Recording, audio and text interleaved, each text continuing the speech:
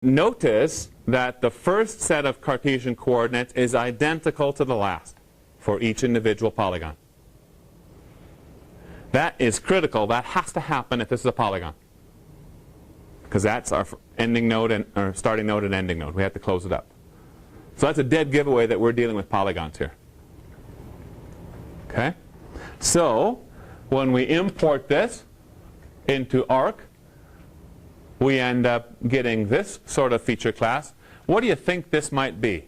The first one was just some sort of points, right? We looked at points. The second one, you might have guessed it was roads that we were looking at. What do you think this third one is? What are all these blue polygons? Property layers? Property layers? Yeah, yeah. Parcels. Yeah, so some cadastral type of information. And then behind this, of course, we would have information or data describing maybe who owns it, the parcel ID, maybe the value of that piece of land, and those sorts of things.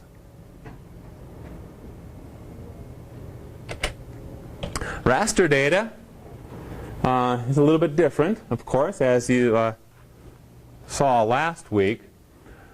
Here what I've done is I've opened up a digital elevation model.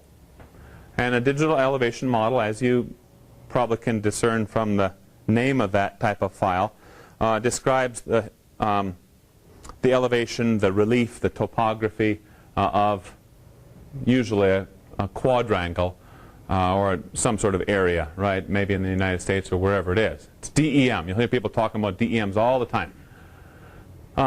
When we look at this ASCII version of the DEM in Notepad here, we see up on top there what's called a header. And that header gives a lot of information to ArcGIS or to Idrisi or whatever software it is that's reading that thing in. The first piece of information is the number of rows. Because remember, raster is set up sort of like a checkerboard looking thing, rows and columns. So the first thing we get is the total number of rows, and that is 2,473 rows. We see the number of columns next, right? The third line is the x coordinate for the lower left corner of the entire raster layer, followed by the y coordinate of the lower left corner for that raster layer. Okay? These, by the way, are what are these here? This is Idaho transverse Mercator data. Cell value gives us the size of the pixel, 10. But we don't know if that's feet, meters, decimal degrees, do we? We just see 10.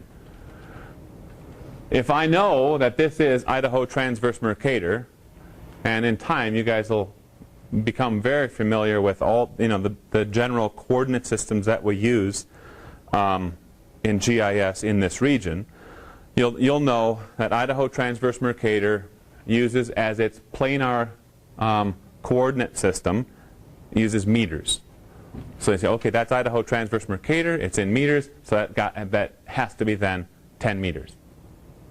You're not expected to know that now, but in time you'll build that up. You'll feel real confident in making that assumption. So that's the cell size. It's 10 meters. And it says that the node data value is negative 9999. That's a common thing in ArcGIS. Arc, for the last 35, 40 years, has been using negative 9999 as its no data value placeholder, null data. Not all software uses that. Idrisi, for instance, its default is 0 for no data, background data.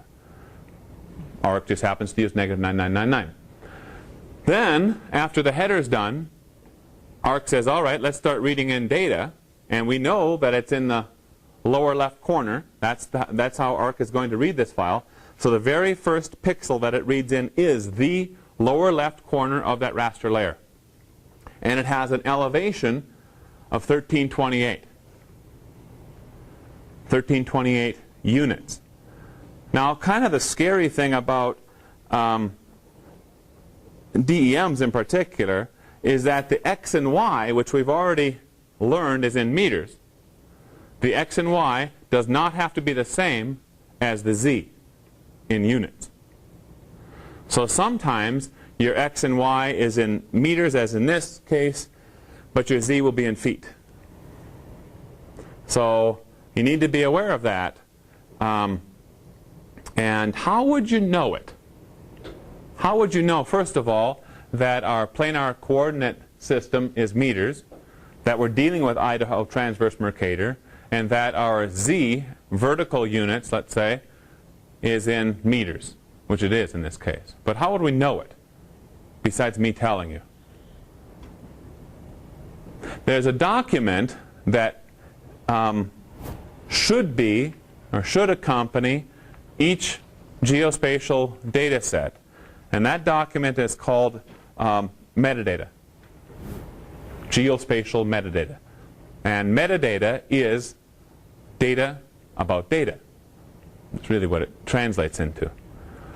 And so that geospatial metadata document will tell us that this is in Idaho transverse Mercator, that it's in meters, and that the z value, our vertical units, are in meters as well. Without that, it's really just a guess. An educated guess sometimes, but it's still a guess. We'll talk a lot more about metadata later on in the semester and really get into metadata, because it's just an absolutely critical part of GIS. It's what we call, it's something that we, as GISers, we all want to have metadata. We want to read it when we're using new data, but we all hate to make it. So I guess someone else should make it, and we'll just use it. But to be fair, whatever geospatial data we make, we got to document. Okay? So that's how we would get our answer to these questions.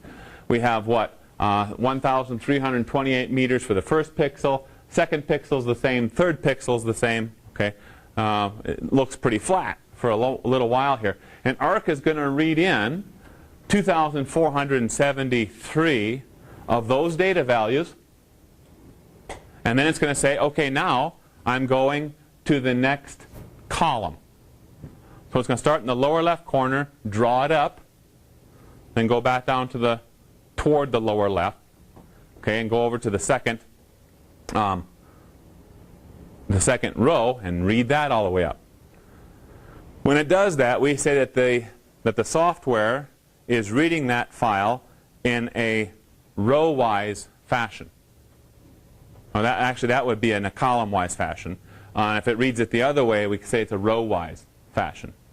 Okay? So sometimes you'll see that when you read the literature, talks about importing raster data in a row-wise fashion or a column-wise fashion. It does it so fast that you don't see it drawing things. It's just boom, it appears. And years ago, that wasn't always the case. Sometimes we'd see things slowly filling in, but today with these very, very fast computers and optimized performance on the software, it just, boom, appears for us very, very nicely. But this is what's behind the scenes. When we look at a digital elevation model, it looks pretty nice. We can see valleys, we can see hills, and behind the scenes, it's just numbers. In this case, elevation data. Yes, go ahead. Do you have to enter something in to tell the computer to read it by rows or columns? No. There's a standard, of course, for digital elevation models, and the standard is that it's going to read things in, like, let's say, for instance, a row-wise fashion or a column-wise fashion. And so when that data is stored in that format, DEM format, which is a format part of the National Spatial Data Infrastructure, NSDI, and it conforms to a DEM architecture, then ARC knows what to expect, and it's going to interpret it that way. Now, if for some reason someone said, I'm going to write my own DEM file and didn't know all these rules, well, then it's going to be a real mess. It won't look correct when it's drawn up. Okay? That make sense? Yes, thank you. Great, great. Any questions thus far? Okay. So, file formats. There are many, many file formats used in GIS. Now, go ahead. In that previous data set, there was a missing number on the far right row. Is that for any reason? Let me go back up to it. Oh, it doesn't like that. Yeah. What that actually, if I chose to display it without some, see what Notepad's doing is it's trying to display it so it looks nice for us. And what it did is it got to the end of a line of data, and so it leaves a blank there, and then it enters into the next line. The software doesn't have any problem with that because all it looks for is a blank, any blank space, or consecutive blank spaces, which happens right here. And it says, okay, now we're moving on to the next data value.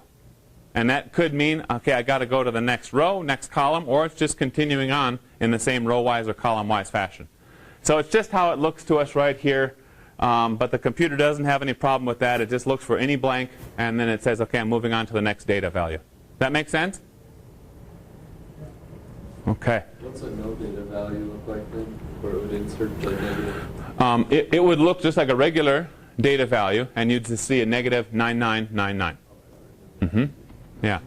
By the way, when would we see a no data value? Would you expect to see it all the time or only occasionally? Did you ever look at a DEM or a satellite image or any sort of image and notice that it kind of looks kind of crooked? You ever notice that? Well, you'll have a chance. If you haven't seen it yet, you will have a chance in some of these upcoming exercises. But the reason why those data sets look crooked, they're not squared up to your monitor, is because they've been projected into something like Idaho Transverse Mercator, UTM, whatever. Okay? And so part of that projection process, well, the world's round, right? Spherical, spheroidal. And when we do that projection process from a globe into our flat monitors, this little twist will happen. It's just what you expect. In fact, now as a GISer, you see that sort of data, you say, oh, that's got to be UTM, sometimes just by how it looks, right? But a raster layer has to be rectangular. It cannot be trapezoidal in shape, even if the data that we see is kind of an odd shape, triangular, circular, whatever. The data file itself has to be rectangular. So if the projected data appears kind of crooked, and the Landsat stuff's a great example of that. It always tends to look like that because of, again, it's projected and the path of the satellite as it flies over the Earth's surface. All those pixels that are required to make that data set rectangular are going to be filled in with negative 9999s. Okay? See how that can work? So in some cases, it's more or less a placeholder just so it can be represented as a nice rectangle, because that is how it has to be in GIS for it to work in our software.